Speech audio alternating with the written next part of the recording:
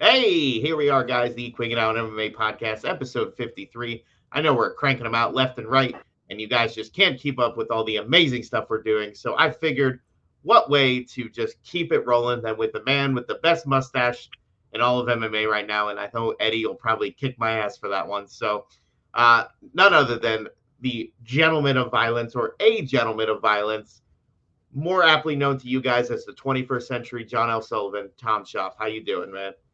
I'm doing well, man. I'm doing well. How are you, Matt? Good, good, good. It's so funny that I think that might be the longest intro I've ever given anybody. Like, I'll you tell have you. so many I'll tell different you. names. It just So- works. Sometimes you need a long. What was that? Rocky 2 when Apollo Creed's doing his, or I'm sorry, Rocky 4 when Apollo Creed's doing his entry, and they name off like 15 different nicknames. And Rocky leans over. He's like, "Jesus, you think he's got enough nicknames?" Like that's what that. And it's exactly what it was. So, here we are right now. You're a week out from a fight, and you look pretty damn good. So, I want to talk about that fight right off the bat. Like, how are you Okay. feeling a week out? Because obviously, you don't look like you've been in a bare knuckle fight, which is not something you've been able to say those last few fights. So, what was different, and how do you feel? Yeah, I see that. No, man, honestly, I feel great. I still got some swelling going on. Like, I still got some swelling in my cheek here a little bit and a little bit of bruising and stuff. But all in all, I want to say this was only the second fight I've made it out of without having to get stitches. Um, and this Without was your hands being broken. yeah, no hands being broken, no nothing. I mean, I got a little bit of swelling in my right hand here. Like, I'm obviously holding my phone, but down by the thumb area, there's a little bit of swelling. But no, man, like I said, I feel good. I had a lot of time to get ready. Oh, I gotta keep the internet. I had a lot of time to get ready, prepare for this fight, and I can't be more grateful that I went in there. I did everything I planned on doing. I did it exactly how I planned on doing it, and I made it out with any new scars. So it makes a big difference, man.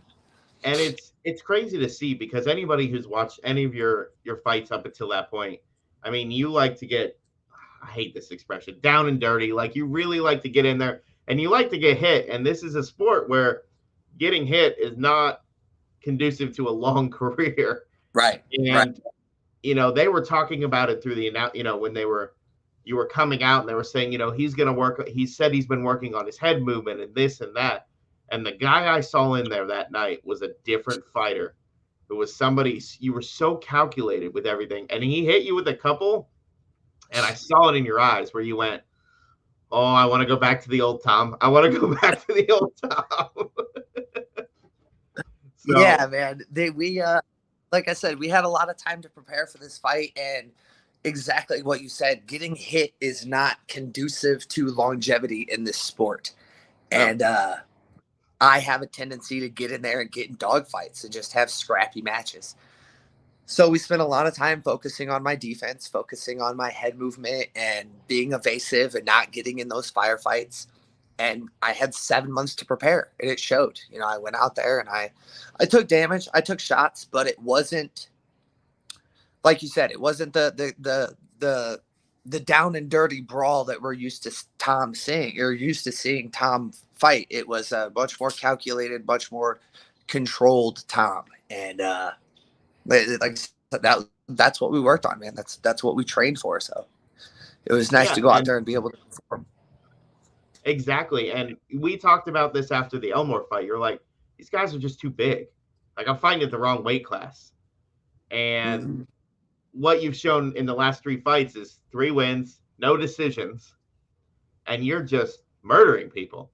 Yeah, Like, you're going out there and you're making this about you. And I feel like we talked about this before, but I think everybody else needs to know what happened.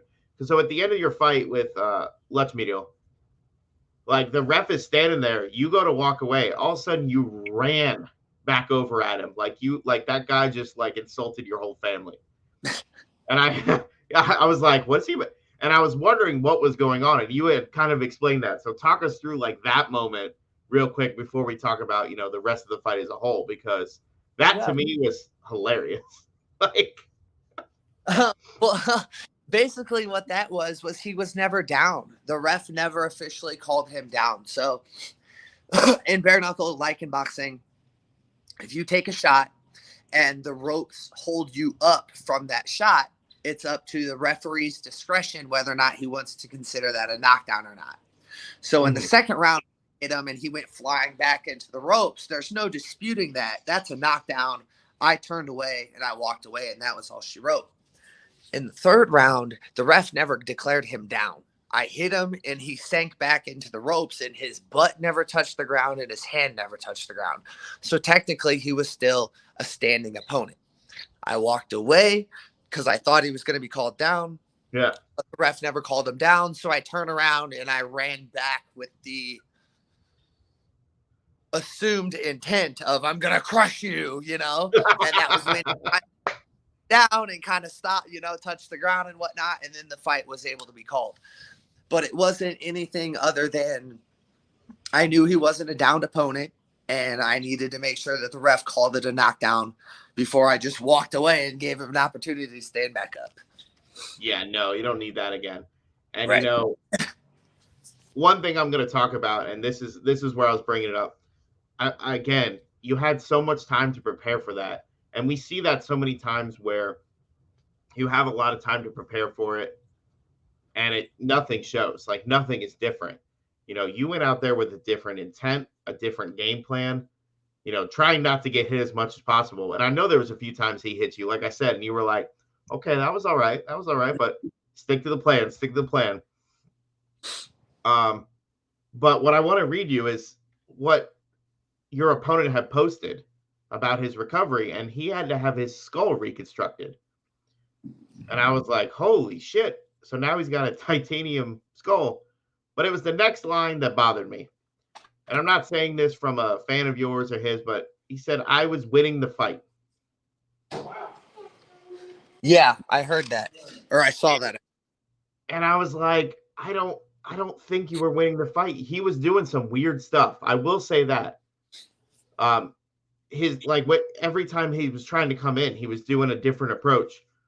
I understand why he would think that, but I was like, no, you were not winning the fight. I'm sorry to say. So sorry if you're watching this, but I mean, really, how do you feel about that? Obviously you saw it. So it's like, yeah, I mean, I saw it. I think first and foremost, what I think should be said and what needs to be said is that my heart goes out to Bruce. I said this in another podcast, and I'll say it every time I do a podcast if somebody asks me. We are professional fighters, and we sign up to fight, and we understand the risks going into it. But nobody signs up to have a metal plate put in their skull. No. Nobody signs up to have facial reconstructive surgery, So that's just a different level of injury, and I'm sorry that he's going through that, and it truly hurts my heart that that's happening. But to get back to the question, I definitely think I lost the first round. And the reason I say that is because I went back to my corner and I told him, I said, hey man, we lost that round. We got to figure something, we got to do something different. And that was when my coach was like, well, yeah, you're backing up too much. He's pushing forward. Just stay in there. Just hang out in the pocket a little bit, beat his body up, and force him to back out. And that was what we did. I hung out in the pocket in the second round, beat his body up, and it worked out the way we wanted to. But no, man, was he winning the fight? Maybe in his mind, and that's how it should be. You shouldn't ever be in the middle of a fight and think you're losing unless it's bad. But I definitely thought I lost the first round. I thought he landed more clean shots. I thought he landed the more effective shots, so to speak. But outside of that, man, nah, you definitely lost the second round from the knockdown. So that neutralizes the first round, that puts me ahead one round. And then there's no debating that you lost the second round. I hit you with 75% of my shots in the second round. I hate to sound like an asshole, but bro, if you get hit with 75 out of 100 shots, not saying I threw 100, but if you get hit with 75% of somebody's shots, something's wrong, and I didn't knock him out, so that's the other thing. It's like he had this surgery and he had to have this plate put in his head, that wasn't off of one shot. That's a cumulative damage. You know, like, don't get me wrong. I cracked him with a left hand that I thought he was going down from. Mm-hmm. But that's still a cumulative damage. And you can't say that I did that with one shot and you were winning every other part of the round. That's silly. And I'm going to say this for anybody who doesn't know me. I asked you that question for a reason, because I wanted everybody to see what kind of person you are, because I knew what you were going to say. The first thing you said was, I never wish this upon anybody. And that's, you know, having a nickname like the Gentleman of Violence or Gentleman of Violence. But you've got this just jovial, you know, thing about you. And I'll never forget that Elmore fight when we were Daytona. And I go, is that you, Tom? He goes, I don't know. Who is it? And with the mask, it made it harder for people to recognize each other.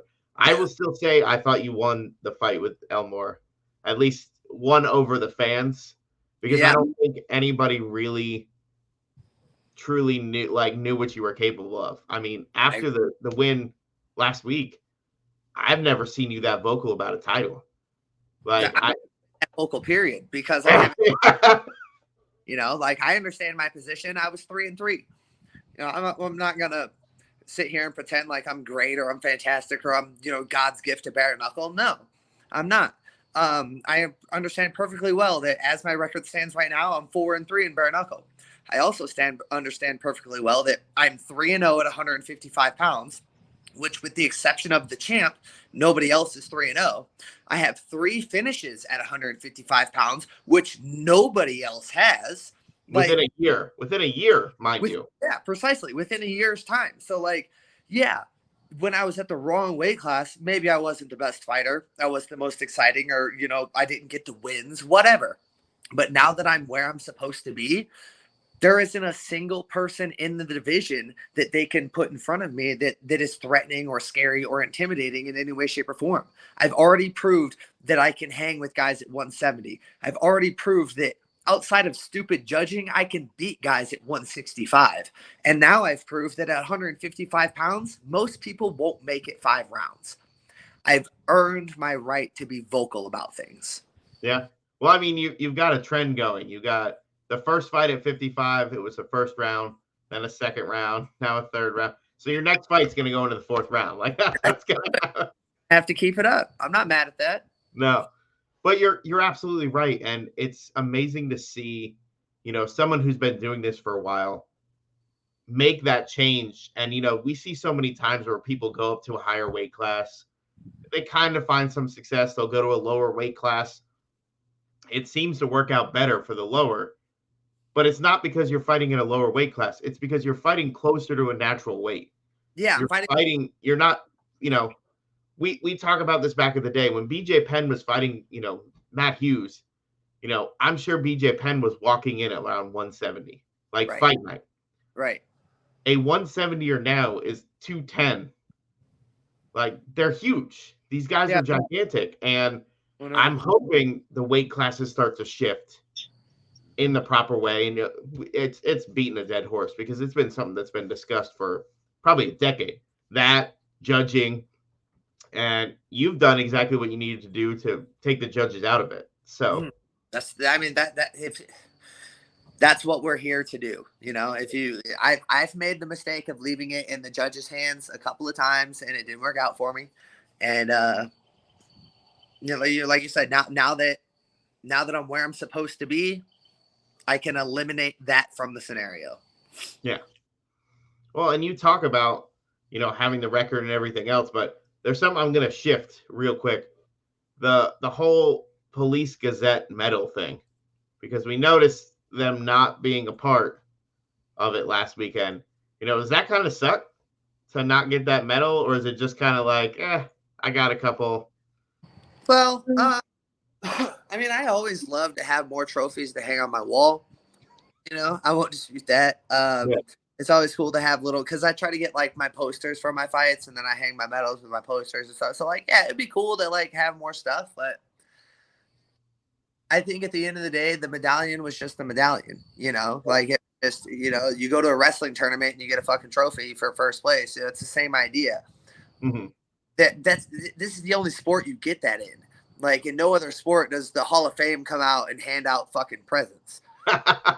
So for me, like, if you want to be there and you want to hand stuff out, awesome. If you don't want to be there and don't want to hand stuff out, awesome. As long as you're doing your due diligence as the Hall of Fame and keeping the Hall of Fame accurate and up to date and keeping track of everything, regardless of organization, I support you, you know, and I've got a personal relationship with Scott, and he's a very nice human being, and I have faith that he will do his due diligence to make sure that bare knuckle is represented in all facets of the sport, regardless of organization.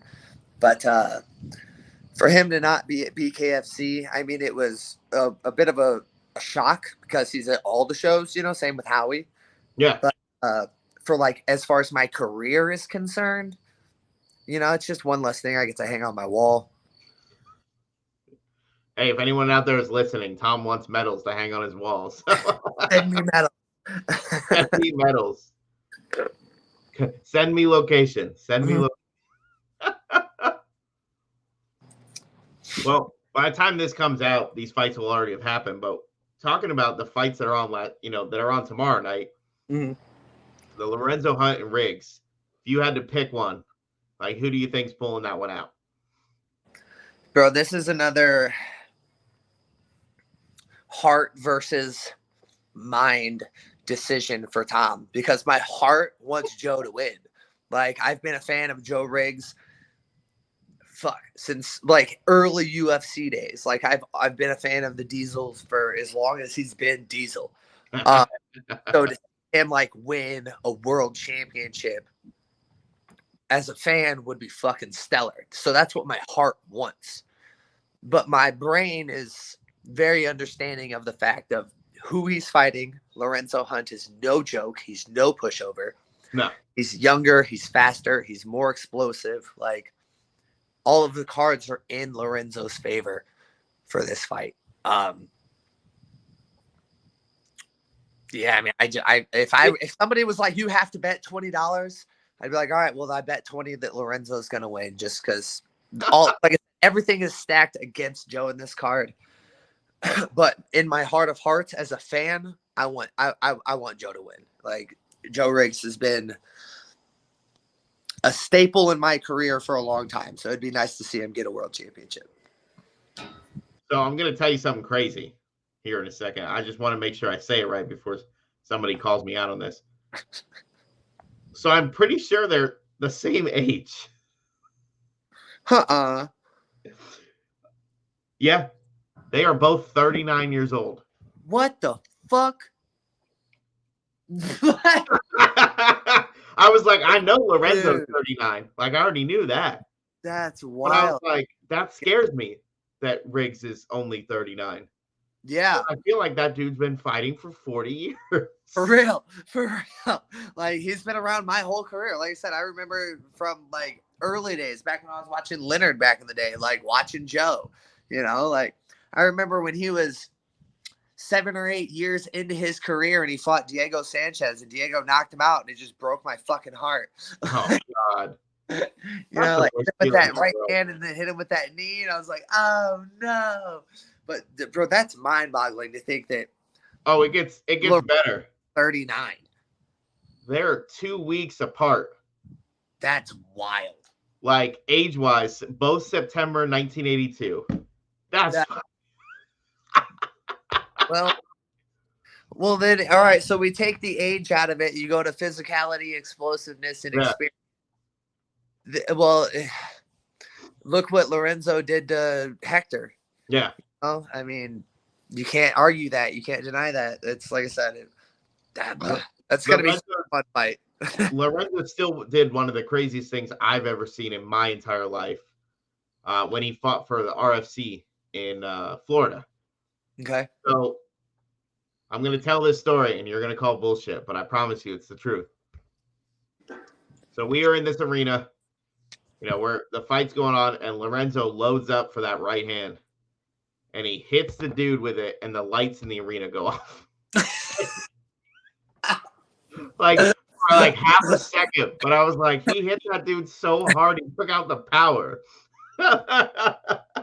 Oh, that's beautiful. Yeah, that's a story. That's a story that just instills destined for greatness in your bones. It's like, bro, Yeah. I meant to kill people. Just to shout out. Well, and I know it happened with Combat Night in Jacksonville. So I guess there's something in the water here in Florida where we just, do that. But the lights went out like mid-fight and they kept going. Yeah, that's what you got to do, man. That's what you got to do. Who gives a shit if they see it? It's good stuff. But I'm blown away too, knowing that they're the same age. Like that still blows my mind. Yeah, like I said, Lorenzo to me is my age. The guy's 30 years old. What are you talking about? He moves like he's 30. He does. Like, and you watch some of his workout videos and stuff online. It's like, bro, come on. There's no way you're 40. Knock that shit up. But well, shit. Now we know. Yes. Back to Tom. That's when I just go, and a word from our sponsors. Say that one more time. I was like, that's when I just go, and now a word from our sponsors. And somebody's yelling at you in the background, like, yeah, trying to get my attention. What are you gonna do? We'll come back. It won't be the first time. Sponsors. We're still here. Talk about those 7 months. I'm going right back to it because you did a lot in 7 months. Yeah, shush. Whoever's back there. Unless it's Leonard, in which case. No, it's his daughter though. So. Oh yeah, that's twice as bad. Anyway, so 7 months, like you were saying. Talk about like you did a lot in 7 months. You don't usually see that kind of changes. Tameness is what you said? Changes. Okay. So like what brought that on? Like what did you change to make that big of an impact on your fighting style? Because you went, again, we're gonna beat this into the ground, but you went from rock'em sock'em robots to a bare knuckle boxer. Well, again, man, I think that's really what it was. It was the camera. Was the understanding of the fact that I couldn't treat this like a boxing match or like an MMA fight where I can take shots, I can take punches, I can take damage and continue to battle on. Yes, I can do that, but it's not conducive to my abilities to compete, and it's certainly not conducive to my career as far as longevity is concerned. Mm-hmm. So what we did for the last 6 months, basically, I took some time off, obviously, after the fight, and then got back into camp because I was expecting to fight again in January. Yeah, you were supposed to have a MMA fight. Yeah. So, and not only, so I was supposed to do the MMA thing in January, and then that didn't go through. So then I was looking at bare knuckle for January, and then that didn't go through. So we're looking at February, and then March, and then finally it pulled through, in April. So basically we spent the first 8 weeks of camp just focusing on defense, preparing for the next fight. And then when it kept getting pushed back, it was like, all right, well, let's just keep going. Let's just keep focusing on your defense. Let's just keep training. Let's stay in shape. Let's stay ready. Cause that phone call is going to come. And we did. And like I said, we kept our focus right. We made a proper analysis of my pros and cons in this sport. And we are now doing the proper things in training to make sure I can utilize the things that I'm good at and stay away from the things that I'm bad at and improve on them. So that's what it was, man. It was 7 months of defense focus. We're going to slip. We're going to roll. We're going to move. We're going to jump. We're going to drive. We're going to move our feet. We're going to do anything and everything to get you comfortable without people hitting you. Yeah. That's what made the difference, man.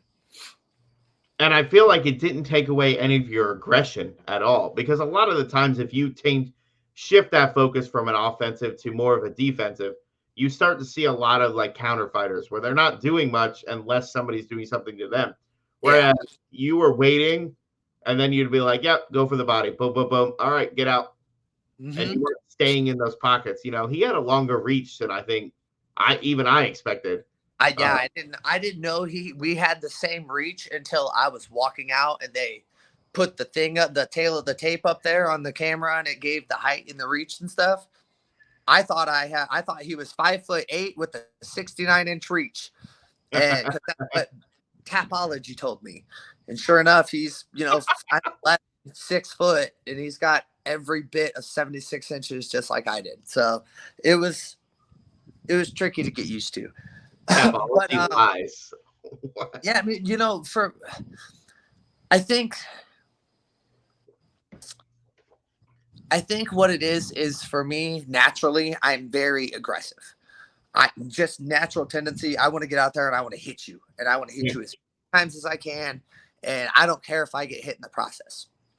And when we took that step back and we spent those 7 or 8 months, or 6, 7 months, locking in the defensive mentality of slipping, moving, adjusting, being at the proper range, things like that.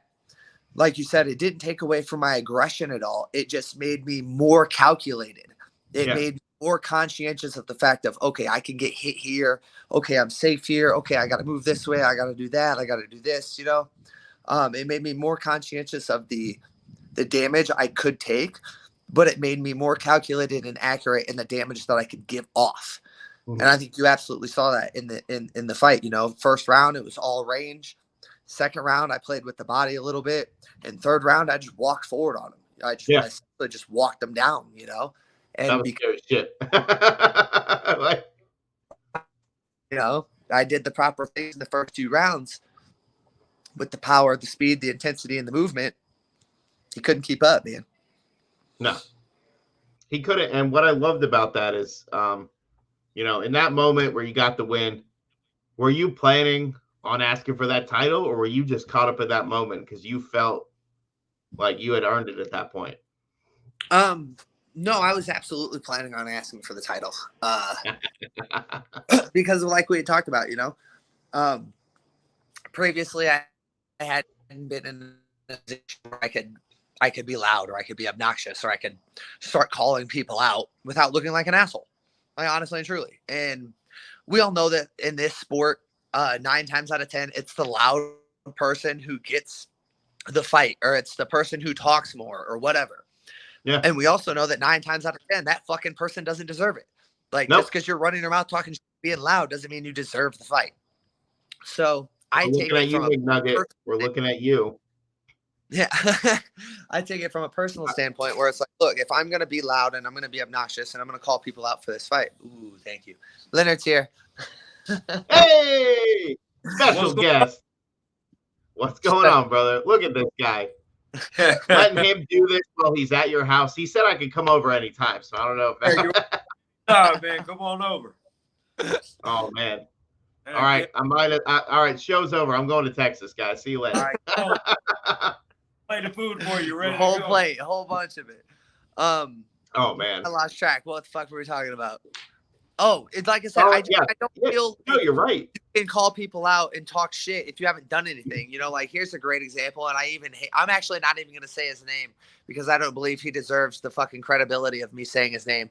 But we all know who I'm talking about. And he's had 1 fight as a professional. He's 0-1, and all he does is bitch and moan and complain about how nobody wants him to fight for their organization. And it's like, well, dude, you're 0-1 and you're the biggest trash talker in the world. Shut the fuck up. You have no business talking about being a fighter because you're not a fighter. Like, I'm sorry, but you decided to do this sport when you were 36 years old, and you think people who have been doing it for 20 years are going to show you fucking respect. Get the fuck out of here. So to get back to the original point, if you want me to start running my mouth, I think I know who we're talking about here. Well, he's got green hair.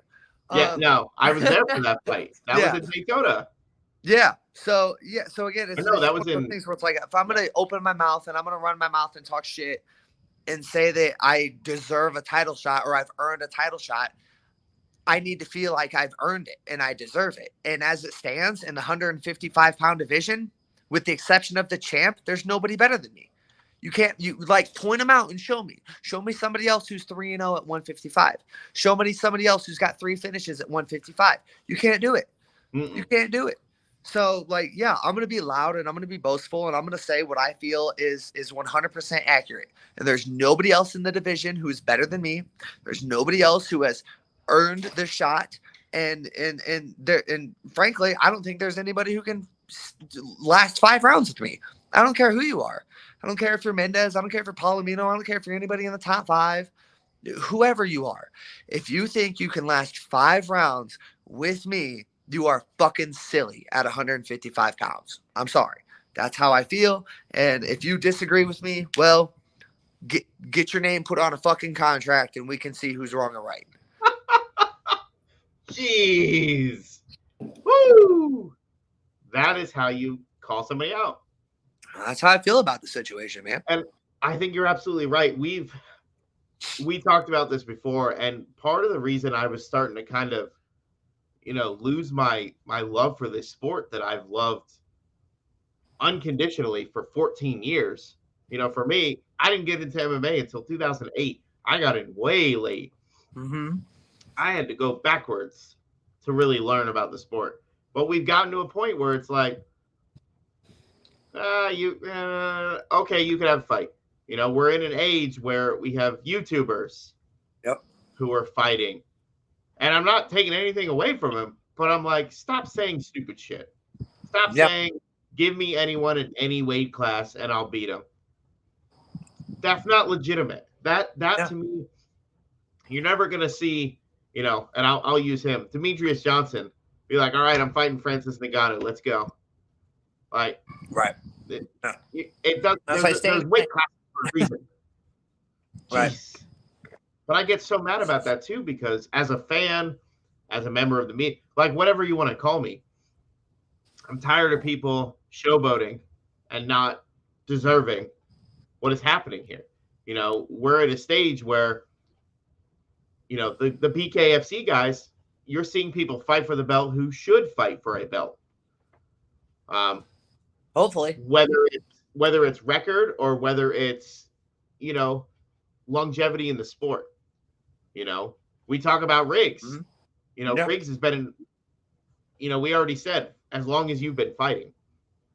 He's not somebody who's 1-0, who's nobody knows, or it's their first time over. Right. So I think if they keep it that way and they base it off of merit instead of who talks the loudest, I think we're good. But I also think you made quite a freaking statement after your fight. Well, that was the plan, man. I mean, like, just to fucking make sure this horse is good and dead. I knew going into this fight that if I went out there and I finished in the third, that I would have 2 things that nobody else in the division has. And well, with the exception of the champ. And one is, and 2 is 3 finishes. Even the champ doesn't have that. The champ's got 2 finishes. He finished Jim Allers and he finished Isaac Valley Flag. He decisioned everybody else. My boy Ike, right? Man, that was painful. So, like, on paper, I'm the best guy in the fucking division. So you want to keep telling people that Chad Mendes is number 1 because he's fucking thick as shit and came from the UFC. Cool, bro. Tell everybody he's number 1. But again, I will fucking make sure this horse is good and dead too. If that motherfucker thinks he can make it 5 rounds with me, he is sadly fucking mistaken. Because it ain't going to happen. So I'm just going to be the devil's advocate because I already asked you one, this or that. Who would you rather fight? So let's just say whoever I say has the belt. Let's just say that. Would you rather fight Mendes or would you rather fight Palomino at this point? He's like, I'd rather regardless, eat this food that made for me. Like, well, no, this brownie is delicious. As it stands right now, I'll put it like this. Mendes is where the money is. Plain and simple. He's a bigger name, more notoriety, more sponsorship, more publicity. Mendes is the bigger name. So financially speaking, Mendes is the better fight. And if you want to be technical, because I'm not ranked at 155 pounds, the only way to solidify my shot, so to speak, without people thinking I just jumped over the rankings, is to fight the number 1 contender, which is me. So financially and for my career, considering these ridiculous rankings, the only fight that really makes sense right now is Mendes. But I think, honestly and truly, they are concerned that Mendes will turn out to be another Paige Van Zandt. Oh, shit. And don't want to feed him to the fucking wolves. Like, they did the right thing by giving Paige tough fights. Yeah. And it proved that she didn't have what it takes. She can be a face, she can attract people, but she can't win. They toned that back a little bit with Mendes when they gave him fames. And he went out there and he won, did the things that he was supposed to do. But I don't think they want to take somebody who they just spent $500,000 on and put him in there with somebody like me. This is going to be this will be in very poor taste, but I'll say it anyway. After seeing what I did to the last opponent, do you really want to put your golden boy in there with somebody like me? I don't think you do. So again, I don't. Was that motion earlier? Yeah, stir it hot, man. Like I said, I'll stir it up. I don't care. Because it's not like I'm being, like I said, yeah, the comment was in poor taste, but I'm not talking shit and I'm not saying anything over the top or outlandish. That's the honest to God truth. The guy's probably a millionaire. He's probably got more than enough money in the bank. He really doesn't need the fight. He doesn't need the championship. He just wants it to hang on fucking the fireplace, so we can look back on it in a year. Yeah. Okay. Do you want to have your face reconstructed and go through that? Because I hate to say it, man. Ask anybody I've been in there with. Ask any of my opponents. Have any of them left without scars? No. Not a single fucking one of them. So you really think you're in there? Like even Diego. The Diego fight lasted 90 seconds. I broke that man's face. The second time was even worse. Yeah. It's like, is that really at however old you are at the end of your career, are you sure you want to get in there and get in a fucking dogfight with somebody who is in the prime of their career? I'm 33 years old, bro. I'm 33 years old. Like, I'm heading into the prime of my physicality, and I want this so much more than you do. And I think you want to get in there and you want to test that? All right, man. So, I thought you were asking me for a second. I was like, hell no. Hell no. But that's how I feel about the whole thing is to get back to what you originally asked, who would I prefer? What makes the most sense for my career and financially is Mendes. I apparently got to go through him because he's the number one contender. So it makes the most sense for my career. And let's be honest, he's the bigger name. Yeah. Him or Palomino. Chad Mendes is a more household name than Luis Palomino. I hate to say it, but it's the absolute truth. So as far as my career is concerned and as far as my bank account is concerned, the fight that makes the most sense is Chad Mendes. Now, whether or not he agrees to take the fight is something I can't speak on outside of what I've already said, and I don't think he wants it. And as far as, Palomino, I think his sights are set somewhere else right now. So I'll be curious to see what happens with the 55 title anytime soon. I genuinely don't know, but he seems pretty adamant at fighting Elvin Brito, and considering he's beat the fuck out of all the other 155 pounders, I can't say, hey, you can't do that, Yeah. So we'll see how it plays out, man. And I love that because that wasn't just I want to fight this guy because I want a paycheck. Like, you literally broke it down to say, yeah, that's part of it. But again, we both know what's going to happen. People are going to look at the guys you beat and they're going to go, why do you deserve a title? Yeah. It doesn't matter about wins. Right. But if you go from those three, you fight a guy like Mendes and you beat him, nobody's going to question it. Absolutely none. Right. Yeah, there's no disputing or doubting. At that point, I'm 4-0 with 4 finishes because we've already established I got to put him away in the 4th. Yeah. We've already knocked out. Oh, shit. Fourth fight, 4th round. So fight will be stopped in the 4th round due to cuts because he'll just be leaking all over the place. And, and then nobody can doubt me. Nobody can dispute me. Nobody can say I haven't done enough. I've got more finishes than the fucking champ in his own fucking weight class. Let me take that man's belt. And I mean, realistically speaking, you've almost been around since the beginning of BKFC. You've been around since BKFC 2. Yeah, and I cornered at BKFC 1. I was the first corner of the first fight on BKFC 1 when AJ Adams fought AJ Lindemann. So, yeah, I've literally been with him from the beginning. I am a pioneer in this sport, and I'm looking forward to having some fucking gold around my waist. Man, and I love it. Like, people just don't understand, and we talked about this before, is that when I went through and I looked through the old podcast episodes, like, you've popped up in more of them than anybody else, which is amazing, given that we've only been talking for, I mean, a couple of years. Years, yeah. And I remember when we met, because it was after your fight with Julian, and I just watched people trying to fist bump both of you and being like, "What's wrong with you?" Like, and I was like, "Elbow? Like, I don't know what to do." Like, and it's funny because I'll be totally honest with you, man. I still do that. Like to people who fight, like who are fighting, who just fought. I'll go up and I'll fucking, hey man, good fight. And the fist, dude, it's just, you don't think about it. You just don't. But yeah, after you just got done punching skulls for 10 minutes, somebody comes up to fist bump you, you definitely want to slap him in the face. Yeah. Like, whoops. Yeah. I get it. In the same way, nobody needs to know who the UFC homegrown people is, because a lot of the times you don't see those people.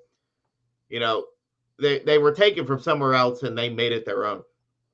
Bellator really had it set with the people that were their faces. You know, even though Eddie had been around the world, Eddie Alvarez, Michael Chandler, David Rickles, I'm going to say Strauss, and I'm going to get a lot of shit for that. Strauss, Douglas Lima, all those guys, man. Well, I'm only going to say Strauss because he had some legal issues recently. And while we don't condone any of that, you can't take away what he did inside the cage. So sometimes, in my mind, if you start to break it down, like when you talk about the greatest of all time, do I think John Jones is one of the greatest fighters that ever lived? Absolutely. Do I think he did more shit outside the cage that lowered his status? 100%. I just wish he would stop doing dumb shit, but that's another story. But talking about homegrown talent, like, dude, I used to love it. You watch John Jones, and I still am convinced. I have one question for John. Just one. If I ever get to ask him anything and they say, okay, we have time for one question, I want to know what he said to Ryan Bader when they fought. Because he's got the guillotine in him, and he whispers. He literally whispers into his ear, and Bader taps. And I just want to know what he said. That's it. I just want to know what. That's fair. You should probably ask Bader. Oh, yeah. Probably have better luck with that one. Because knowing it, if I had to make any sort of assumption, that was probably just some slick shit that came off the top of his head that he happened to whisper in his ear. Yeah. I bet you that Bader remembers that he wakes up in a cold sweat to whatever. Oh, man. But so we talk about those homegrown talents, and BKFC has done a good job of blending. You already brought up Paige Van Zandt, and in my mind, she hasn't won a single round. And you could question it, but I was like, not a single round, and that's bad. Yeah, considering they're paying her $250,000 a fight. Jeez. Oh, that hurts me right here, bro. Yeah. But I understand. I understand the business side of it, but they've also worked on building guys up. And I feel like you're that guy right now. Like, you're the guy that they're like, this is the face.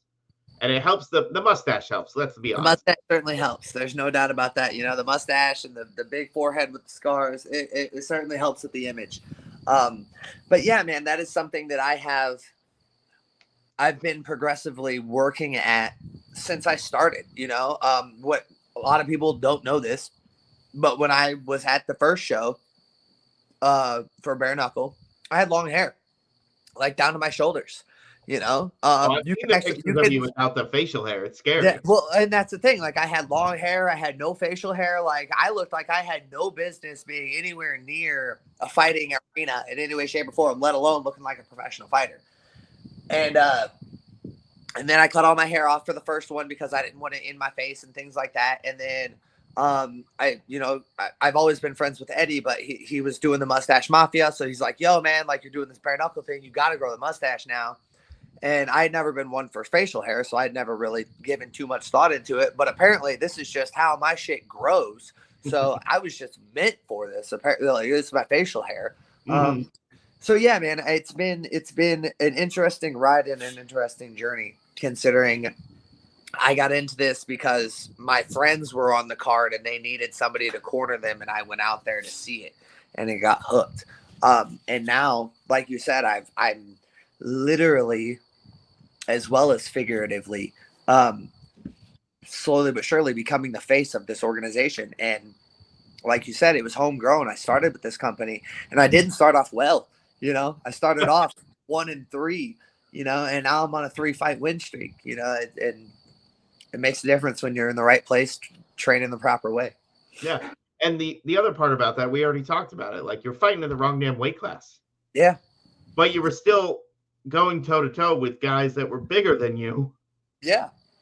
Yeah. And you know, surviving. and I got fight of the night. Joe and I got fight of the year, you know, like, oh, that shit was crazy. Yeah. You know, it's like, that just goes to show, and that goes back to what you were talking about before about like how I won more than I lost in that fight. And I truly did. Like, the only thing I lost in that fight was the judge's decision. And we all know half of those judges are fucking stupid anyway. So it's like my credibility, my notoriety, my ability to perform under pressure while I'm losing, you know, all those things. Like every ounce of my stock shot up after that fight, with the exception of my record. And again, it was because I was at 165 instead of 155. So would you say you have a better mustache than Eddie? No, I won't say that. I won't disrespect that man. That was good. Good. My man. I baited him, man. No, I would not say I have a better mustache than Eddie. It is phenomenal. Clean and pristine and big and beautiful. And well, to be honest with you, mine's brand new. I shaved mine on the 1st. Eddie saw me a couple weeks later. See? And this has been all it's gotten back since the 1st of the year. So this is the new year, new mustache Tom. There you go. See? First of all, that was cool as shit, because I just texted Eddie. I said, hey, you want to jump on the show with Tom real quick? This is funny. We got WEC grandfathers here, Mero. I've got Leonard Garcia in the house. We've got Eddie Wineland right here, bro. We've got literally like the original generation of WEC. Yeah. Are you at the firehouse right now? I am. Yep. On duty. Dude, I'm still blown away that he hang out here. Perfect. Oh, look great, man. Good to see you. Yes, you too. Absolutely, as always. I'm glad to see the mustache is back. Oh, bro, I had to bring it back. You know, I told you I cleaned it up. It was getting crazy, but there's no such thing as crazy. Look at this, bro. No, that's that's nuts. I'm telling you, my ends were all messed up. I had seven hits, one hair. Now you got the oil. You oil it, you blow dry it. Oh, yeah, bro. I'll tell you how much I love that cedar oil. Oh, my battery's gonna die. I'll tell you how much I love that cedar oil. Put that shit in my hair. I'm playing, bro. I got that inside. I had to send Tom a care package to entice him to grow his mustache back, and that included some cedar homemade mustache oil. Yeah. Listen, I got beard oil, but I don't got mustache. Like I just it's all the same. Beard oil, mustache oil, it's all the same. It's the same thing. It's just cooler. It's just cooler when you call it mustache oil. So, anywho, Eddie, you have a big event coming up. I do. Yeah. We weren't even going to talk. Like, this was not planned. Like, I literally did this like 5 minutes ago. It's not the best. We had told everybody about it at the beginning of the show, but sure enough, we're here. Yeah, right? So tell me more about this event you have. Oh, what is that? Fight night? I don't remember. It's June 18th in Austin. So I just found out a couple days ago, Austin, Texas. Hold code. Baby, we have to go to Austin, June. All right, we're back. Absolutely, yeah. So Jason and I actually wanted to fly down to your fight, but I had to work the next day, and I had to work the day before, so there was no possible way of me getting a plane. Yeah, that was the plan. Was Jason and I was going to fly down to watch your fight. Yeah, adult jobs ruin everything. Well, that's all right. Is Jason going to be down in Austin? He should be, yeah. Okay, well then, yeah, we'll be there, man. I just fought, so I've got money in the bank. And are for sale. So best place to keep it is in the bank. What's that? Best place to keep it is in the bank. Well, you're absolutely correct, because then they loan it out and they make more money off of my money. Wow. Right. I'm still figuring out that whole make your money makes money for you and all that bullshit. I don't know. I started late in life, but I feel like Eddie is Father Mustache right now. Like, is that a thing? They see, and that's why I thought it was. Listen, you're going to want to eat your greens. You want to pay your bills. You want to get a mortgage. All that sounds like terrible idea. It does. Yeah, I'm good on all that. So, who are you fighting, Eddie? Cody Stamen. This is another young kid, isn't it? 32, I believe. 32. Okay. He actually fought Terry House at HFC 16. Wow. Yeah. Yeah, a long time ago. Jeez. Yeah. So he good wrestler, D2 wrestler. Okay. Good hands. He's training out in Vegas now. So I mean he's thick. He's like a brick shit house, but Okay. whatever. What's that goofy bastard? Was it Frankie Signs? Frankie Signs, yeah. Is that the guy you knocked out in Chicago Yep. with no hand wraps? Yeah. We'll just trade him like him. Exactly. And I believe it's one of those. I don't remember. They either went the distance and Frankie won, or they went the distance and Cody won. I mean, so obviously somebody won, but they went the distance. I'm pretty sure Frankie won. But again, that was years ago. I mean, people evolve, people change. So yeah, what are you gonna do? We're gonna go out there, we're gonna fight and see what happens. Yeah, I'm looking forward to that. Yeah. Oh yeah, dude. You're like, hey, come on, let's go. So keep in mind, Tom's at like a party, like in his honor. So Leonard Garcia invited his whole family to his house and invited me and was like, hey, don't worry or anything, but I'm having some people over. I'm like, all right, whatever. I show up and the whole house is decorated. Congratulations party for my last fight. Like, so like, guys, so nice. This is so sweet. Thank you. But I have to go outside because I got to do a podcast. So I'll see you guys. So they're like knocking on the door, like, yo, what the fuck, man? Like, hey, come join your party, would you? Yeah. Come join the party we're throwing for you. Your party hanging outside like a douchebag. That's cool. I've always been like the center of attention type personality, so it works. Well, and what we were talking about, why I texted you, Eddie, is because I went, he was like, oh, and then Eddie told me about the Mustache Mafia. I was like, oh, dude, I got to see if he can get involved because this is great. I'm in. Luckily we're not on a call. So yeah. Tones drop. I got to go. Well, Eddie, you're going to get your own show here in a couple of weeks. Absolutely. Yeah. Tom's going to have to join us on that one then. No, we can't have Tom on the show anymore. We already said he's been on too many of my shows. Is that even a thing? His audio is so jacked right now. I'm like, I don't even know if he's talking. There we go. Am I back? Is my internet you're back. Okay. My fault. I didn't realize my internet was trash. Not your phone's fault. Not your fault. Your phone's fault. Hey, your phone. I can't help it. Makes iPhone. I don't make iPhone. Well, knowing that it's your party, I'm not going to keep you anymore. Eddie, thank you so much for joining us last minute. Always a pleasure. Surprise everybody, he's going to be on the show in a couple weeks to talk about that fight. And I got to say one thing, though.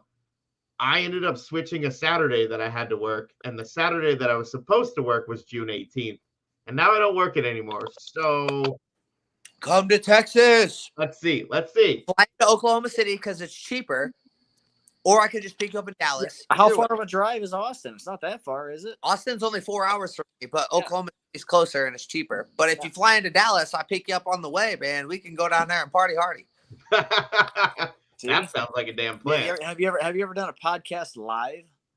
Yes, Everybody but in the room, but not with Tom and Eddie. You haven't.